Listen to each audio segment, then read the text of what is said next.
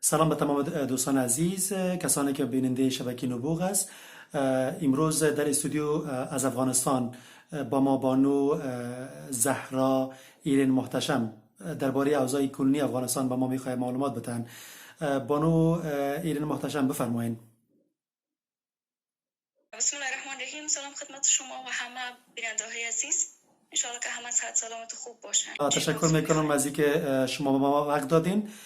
سوال اول می است که امروز کدام حالتی که در افغانستان و مخصوصا در کابل کدام وحشتی که روان بود از دیدگاه شما چی بود و چگونه ای سپری شد و کابلیان امروز چه قسم سپری کردن؟ خب در معمول تمام مردم افغانستان، جوانا مثلا کهنسالا، در کل همشان یعنی تکلیف روحی پیدا کردن. به خاطر چی؟ وقتی که شام میشه از 6 بجه که خبرها مثلا نشر میشه از طریق رسانه‌ها، چی صوتی ها مثلا چی دیداری باشه، یعنی کاملا انسان واقعا که ناراحت میسازه به هر حالتی که باشه. حتی اتفاقایی که هر روز در افغانستان پیش میاد بسیار مردم تحمل میکنن، بسیار زیاد.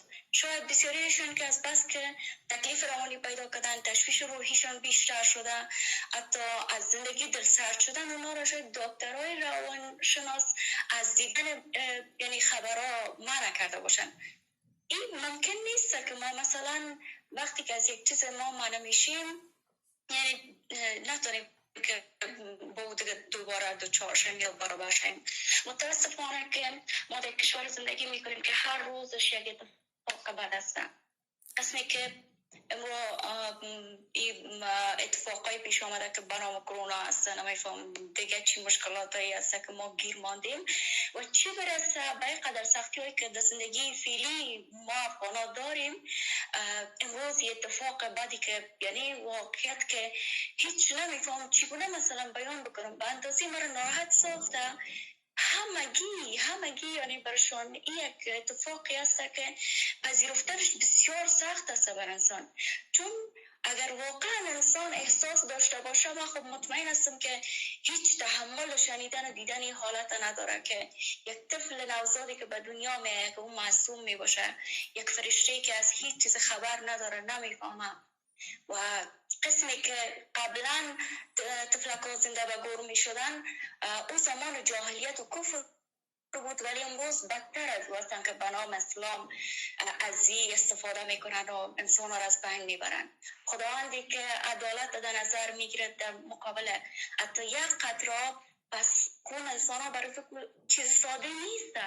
چی برسه که ما تحمل از این حالات داشته باشیم؟ یعنی بسیار سخت است. کاملا محتشم.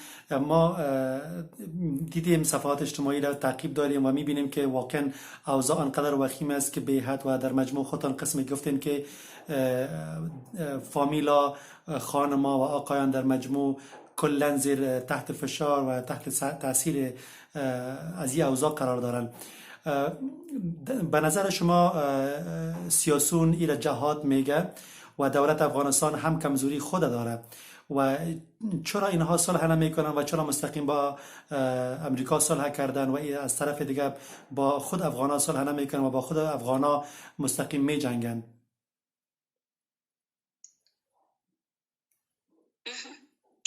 خب در این قسمت سوالتان بگویم، ما یک زمان از بس که یعنی بر ما موضوعات سیاسی یا تاریخی یک چیز کاملا یعنی غیر مثلا قابل باور است. ما چیزی که از تاریخ گرفتیم، از روز اولی که ما تاریخ شناختیم میخوانم، امروز برای افغانستان 72 کشور فعالیت میکنه از نظر سیاسی. چون افغانستان مردمش قربانی سیاسی های مردم بیرونی و داخلی شده. ای که چگونه جوانان رو منحرف بسازن، چگونه از نسل افغانستان مثلا استفاده بکنن، چگونه اینها رو گمراه بسازن، چگونه اینها رو نابود بسازن، به هر شکل کوشش میکنن که یعنی فعالیت خود دارن، به هر شکل از کسایی که امروز رهبر هستن، امروز در رأس قرار دارن، البته در سیاست، در ریاست جمهوری هستن یا حکمرانی میکنن بالای مردم افغانستان، اینا تمامش انسانای خائن هستن. اینا کسایی هستن که فقط به خاطر اونمو چیزی که برشان ارزش ظاهری داره و مادات هست، امروز به خاطر اون حسی که در وجودشان جای گرفته، اولادی وطن بالای فرزندای وطن معامله میکنن. چطور بفهمیم که از یک طرف سیاسی ندارم.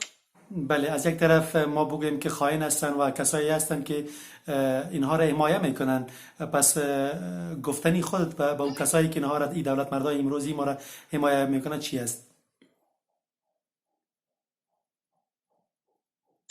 خب ما کدام گفتنی خاصی برای از این اشخاص ندارم، چون اولشی که کسی نیست که حرف ما را بشنوه یا از دیگه مردم افغانستانه. و یک اشتباه دیگه که بگویم، ما هم مقصر هستیم در قسمت از این که چرا امروز این حالت بالای ما هست. ما خودمون ایره خواستیم که امروز بالای ما اینه که یک وضعیت خراب باید باشه. ما خود ما ایره خواستیم، چون کسایی که سیاست خواندن، کسایی که مثلا داخل سیاست هستن، اونا از همه چیز خبر هستن. یک ملتی که خود خاموش بگیره، یعنی بگذاره که هر انسانی که اونو حتی خود نمیشناسه بیای بالاشون حکمرانی بکنه، پس حقشون است که اینمی اتفاقات، اینمی روز، اینمی حالت بالایشان جاری باشه. خداوند خودش میگه تا زمانی که شما توانایی دارین و بگذارین که بالایتان ظلم بکنه، پس شما مظلوم گفته نمیشین، شما کسی هستین که در جمله ظالم یعنی حساب میشین یا محسوب میشین. چرا شما به گفته خودتان میگن میگذاریم که بالای شما ظلم شود.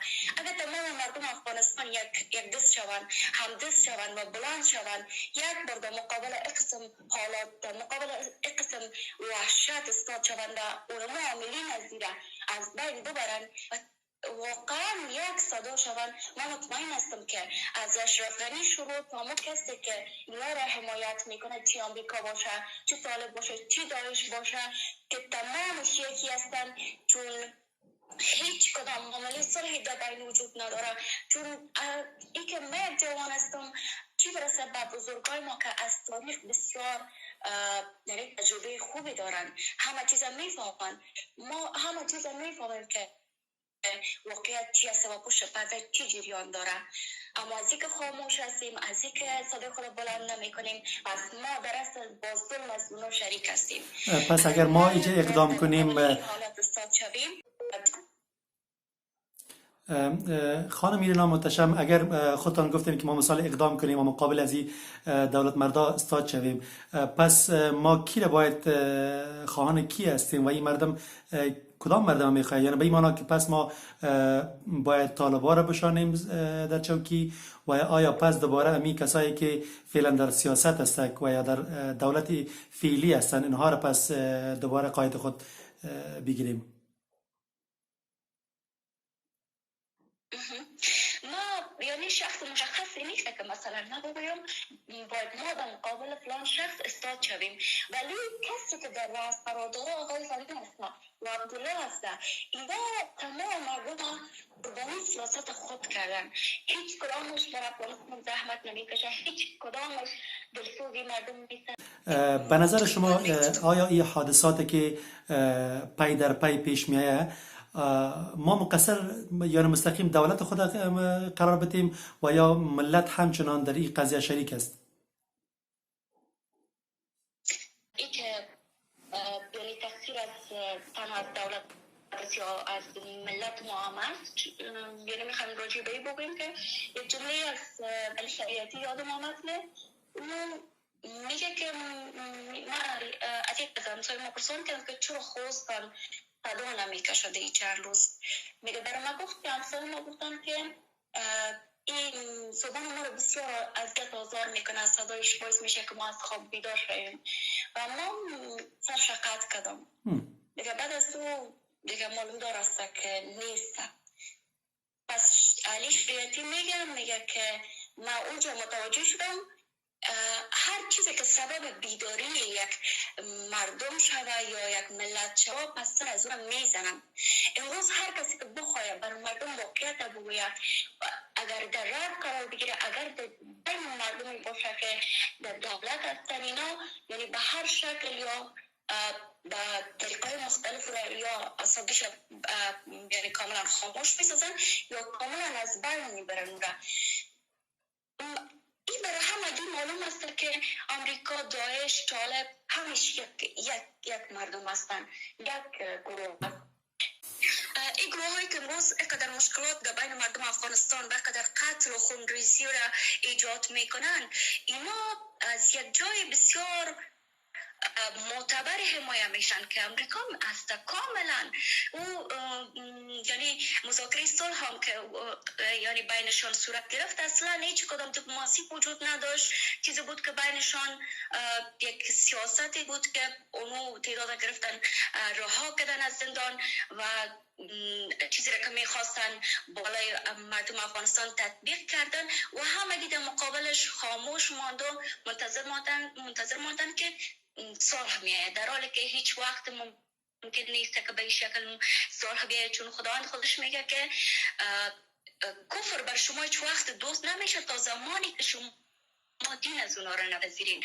ما مطمئن هستم تا زمانی که افغانستان به دین خود، به امو فرهنگ واقعی خود باشه، هیچ وقت در افغانستان صلح نمیآید. اگر ما واقعا کشورهای بیگانه تن بدیم و تسلیم از اونا شویم، ما مطمئن هستم که افغانستان شاید از امریکا و روسیه و فرانسه آرامش بیشتر باشه، چون دیگه کسی نیست که از آخر خیانت بکنه، یعنی با خون مردم، با جان مردم معامله بکنه با مردم های بیرونی.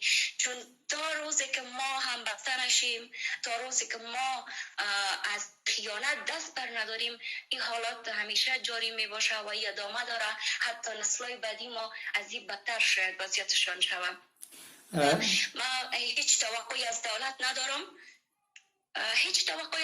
ندارم، دولت خودش وابسته کشورهای بیرونی و مزدور کشورهای بیرونی هستند. اگر در افغانستان ما امنیت خوب داشته باشیم، ما رهبر خوب داشته باشیم، هیچگاه اتفاق که نمیفته که امروز اگر ممکن است که به خاطر صداقت رهبرای ما یک اتفاق پیش بیاید، یعنی خوب است که 1 میلیون مردم افغانستان از بین بره به خاطر حفظ خاک خود، نه که به این شکل که هر روز به خاطر خیانت درونی مردم و سیاست‌های بیرونی کشورهای دیگه جان خود جوانای ما از دست بدن و معامله بالای سرباز ما، بالای اولاد ما، بالای فرزندی کشور، بالای جوان و کهنسال ما صورت بگیره. اینکه سربازای ما در خط نخست با طالبان می جنگن و به خاطر حفاظت ناموس و خاک خود. اما گرچه ما می دانیم که حمایه معنوی و مادوی از طرف دولت مردان افغانستان صورت نمیگیره، پس پیام تو به سربازای ملی چی است؟ ما پیامم برای کسایی که واقعا امروز ما بالایشان افتخار میکنم از اینکه من امروز در خانه هستم و اینقدر درد میکشم و اینقدر یک احساس بدی بر من رخ داده که یعنی چرا ما لایق اقسیم یک وضعیت نیستیم؟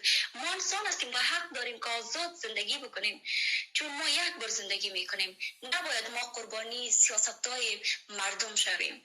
و برای جوانای ما، برای سربازان ما، بر قهرمانای کشور خود این پیام دارم که مطمئن باشن که جهاد از اینا حساب میشه، چون اونا از ناموس کشور، از خاک کشور به صداقت کامل بلند میشن و میرن میجنگن. و چی برسه که مثلا به خاطر یک لقمه نان باشه یا به خاطر حفظ از این چگونه اولاد این وطن اونا حفظ بکنن استاد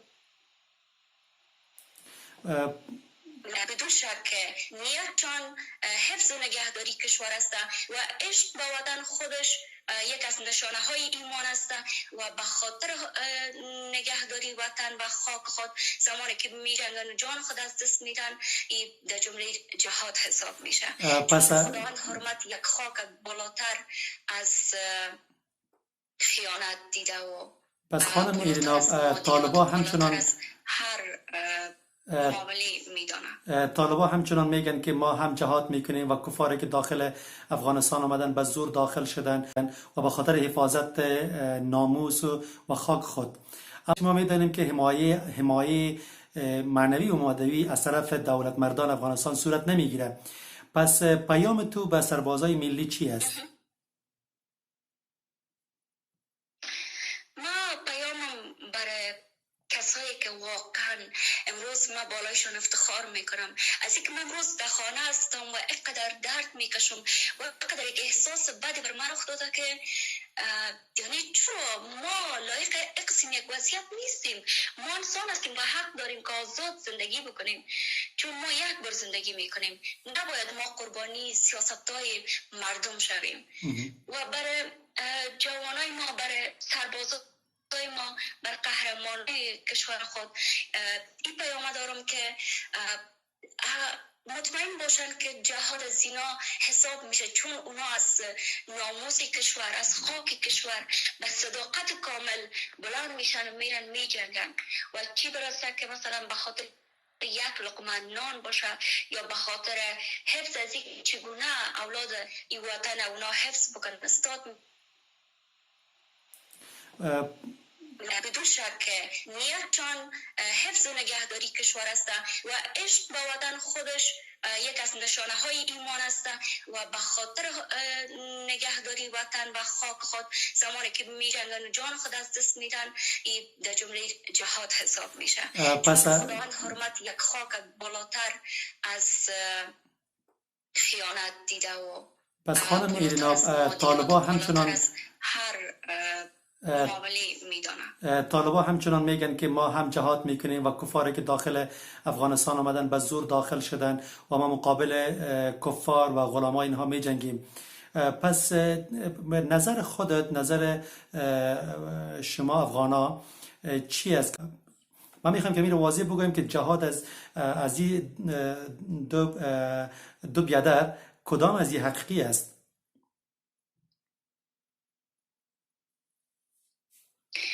خب اولش طالب به معنای آموزگار است. زمانی که چرا خداوند بالای ما علم فرض ساخت؟ چرا؟ چون ما حق از باطل جدا بسازیم. ببین، یگانه چیزی که به انسان از حیوان مثلا متمایز میسازه فهمش هست، دانشش هست. اگر طالبا کسی باشن یا اشخاص باشن که اونا به حقایق پی بردن و اسلام بیشتر اینو شناختن، اصلا یک دروغ هست، اصلا یک یعنی نیشخندی از چیزی میگم. یک چیز براتون بگویم که یک حرف بسیار جالب است. مثل یک طفل که فریب بدی به اون شکل است. خود طالب کیه؟ طالب کسی است که عالی دست کفر است، عالی دست دشمنای افغانستان هستند. اونا کسایی نیستن که مسلمان باشن بیاین به خاطر دین خود، به خاطر کشور خود بیاین در مقابل کفر استاد. کفر در کجا است؟ در افغانستان. آمریکا است یا کشورهای دیگه هست که اونا خودش حامیای طالبا هستن. چرا مثلا این مذاکره که بین طالبا و آمریکا و بعض کشورهای دیگه صورت گرفت، امروز مثلا تعداد زندانیاشان رها شد توسط غنی، یعنی فکر میکنیم که چیزایی را که ما ظاهرا میبینیم تمامش واقعیت هستن؟ اصلا نه. این همه بفهمن که اینا کلش سیاست هستن، تمامش استفاده جویی هستن و میخواهن که اونمو قدرت به دست بیارن و حفظ قدرت داشته باشن. به این شکل به نام مسلمان، به نام اسلام، به نام جهاد اینا کوشش میکنن که نام اسلام بد بسازن، مردم منحرف بسازن و استفاده سو بکنن، در حالی که اسلام دین برادری، دین احترام، دین بخشش، دین درک و دین حفظ است. نه به این شکل که حیوان خداوند اجازه نداده که خونش ما ناحق بریزیم. چی برسه که انسانی را که به خاطر از او دنیا را خلق کرده و خود هر روز مثل یک چیز عادی ریختانده شود. پس اینا هیچ کدامش بی جواب نمیمانند. یک جمله است میگه که چراغ ظالم تا صبح میگه که روشن نمی باشه. پس ما مطمئن هستم که کسایی که به نام خداوند به نام پیامبر امروز میان بالای مردم به اشکال مختلف ظلم میکنن، خداوند قصد زیر بسیار به فرصت میگیره و حتما دوستای خداوند این دنیا وجود داره که به فرصت اونا به قدرت برسن انشاءالله.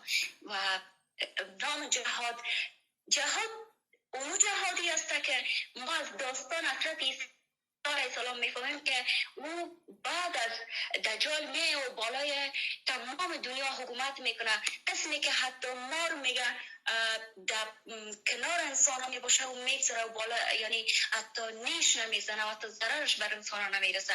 اون جهاد است. جهاد اون به چیزی گفته میشه که بالای نفس خود انسان اول حاکم شوه، اول نفس خود پاک بسازه، اول نفس خود از چیزی که غیر قابل خواست خداوند است یک جهاد کننده گفته میشه. مثل زمانی که اون ظلمی را که بالایشان صورت گرفته از مکه بیرونشان ساختن و دوباره مکه را که بعد از چندین سال فتح کردن و پس آمدن، اونم ظالمینی که حتی جان اولادایشان مالشان یعنی ازشان گرفته بودن، پیامبر ما برشان گفت که امروز روز مهربانی و روز بخشش هسته. هیچ کس حق نداره بالای کسایی که در گذشته بالای ما ظلم کرده بودن و خون ما جوانای ما را یا از مردم ما را ریختانده بود، هیچ کس حق نداره که بالای از اونا ظلم بکنه. امروز مردم ما ببخشین و بالایشان مهربان باشین و شما دین آسان بگیرین، سختگیر نباشین. پس طالب نمیتونه نماینده مسلمان باشه، طالب نمیتونه که یک مسلمان یا یک جهاد کننده باشه. هیچگاهی طالب یک مسلمان نیست و طالب یک افغان گفته نمیشه. چند سال قبل تصمیم داشت شما آرزوی بود که من یک روز در دولت یا به خاطر یعنی کشورم یک پست دولتی داشته باشم. شاید من فکر میکردم از این طریق بتانم که یک کار برای مردم خود، برای جوانا، برای کشور خود انجام داده بودم. ولی متاسفانه که ما به این عقیده رسیدم که هیچگاهی ما نمیتونیم که اگر در دولت باشیم یعنی به این فکر باشیم که میتونیم که بالای کشور خود یک خوبی را انجام داده بتانیم. در آخر یک سوال دیگه میخوایم از پیش خودت کنم که اگر خودت رئیس جمهور وقت بده و اگر بخوای که یک سوال از پیش کنی، پس سوال شما چی خواهد باشه؟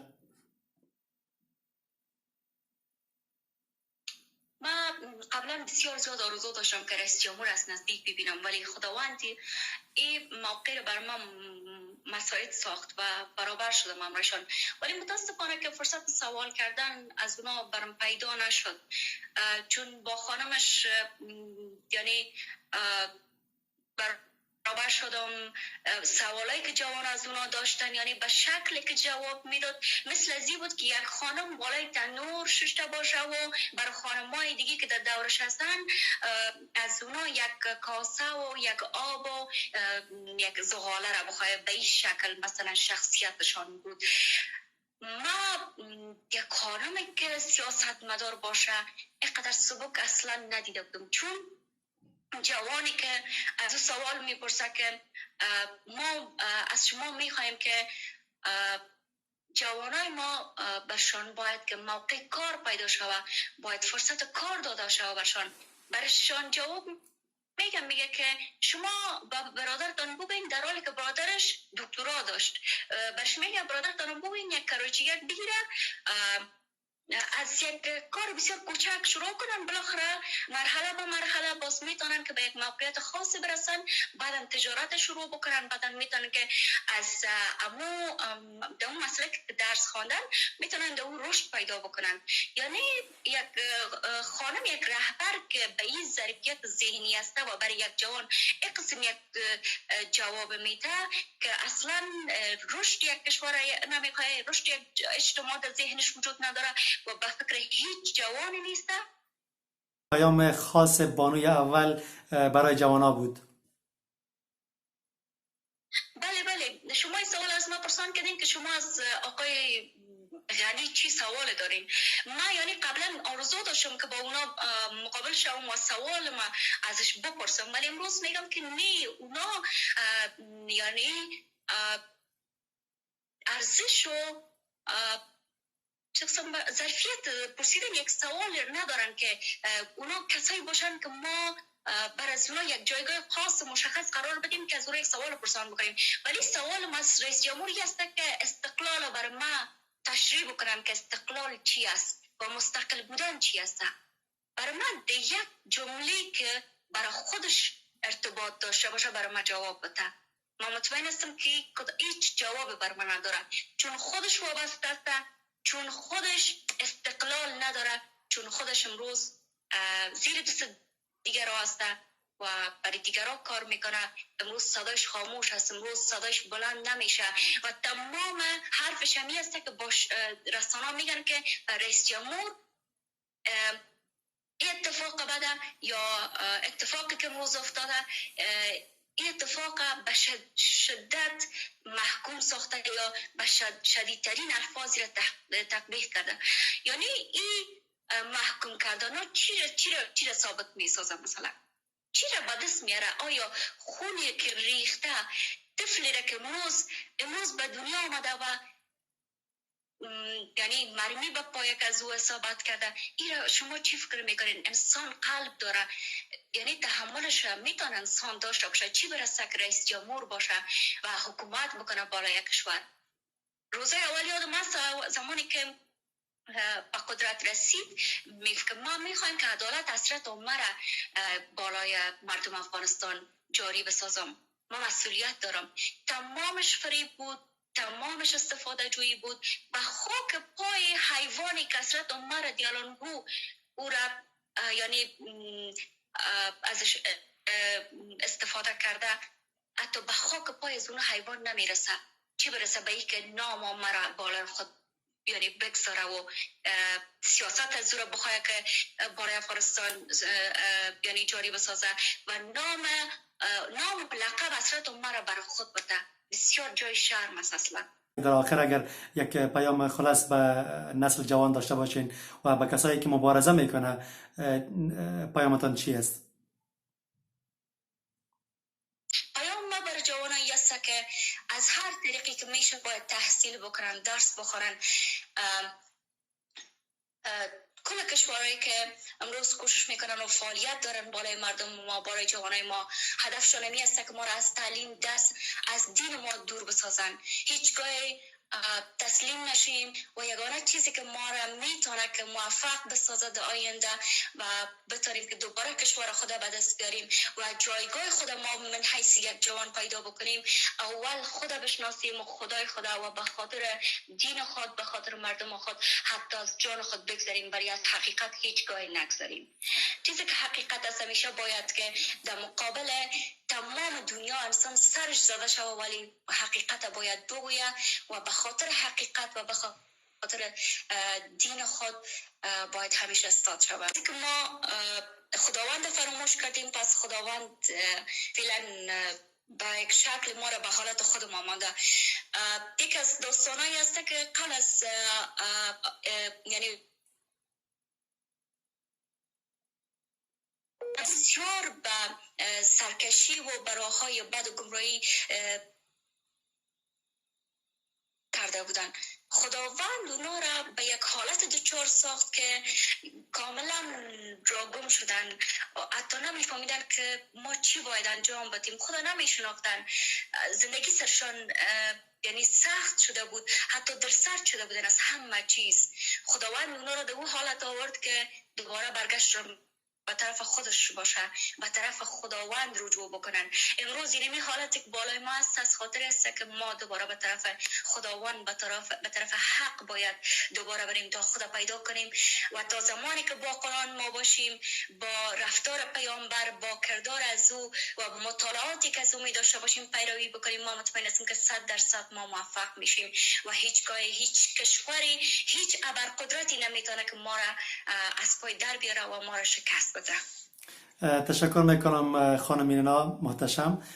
شما زنده و سلامت باشین. و از اینکه با ما وقت دادین بازم جهان سپاسگزار هستم از شما. خواهش میکنم. تشکر از شما همچنان. زنده باشین. وقت خوش براتون میخوایم.